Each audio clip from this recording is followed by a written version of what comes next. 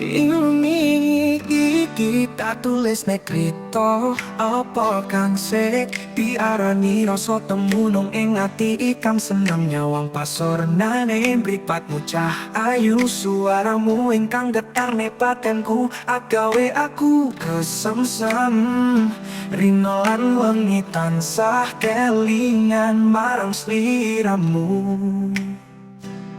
Sadawane talan Jogja Gunung Kidul kan tati saksi sliramu seta impi-impi kepujane ati salawase pota-potengan dan rindu kok koyo ngene Bukit Bintang katon rame-rame nanging ati sepi tanpa kuaro sliramu dalan putar tekane sambi pitu pinuju lipar melu treyo nyandang rindu marang sliramu.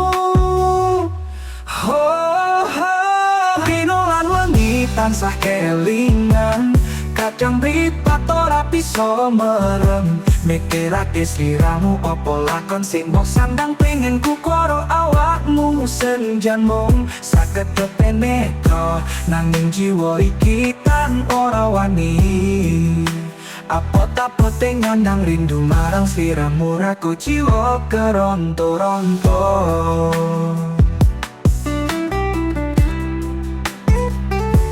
Rino lan wengi tansah kelingan kadang lipat ora bisa merem mikir ake sliramu opo lakon sing mbok sandang pengen ku karo awakmu senjan mung sak ketepeneto nanging jiwa iki tan ora wani apot-apote nyandang rindu marang sliramu raku jiwa keronto-ronto.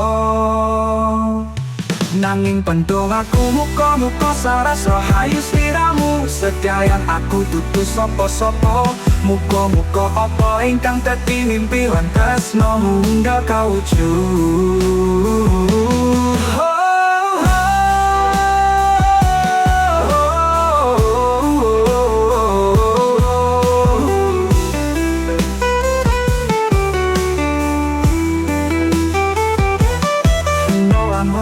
Tansah kelingan kadang lipat ora bisa merem mikir ake sliramu opo lakon sing mbok sandang pengen ku karo awakmu senjan mung saged kepenetro nanging jiwa iki tan ora wani apot-apote nyandang rindu marang sliramu raku jiwa keronto-ronto.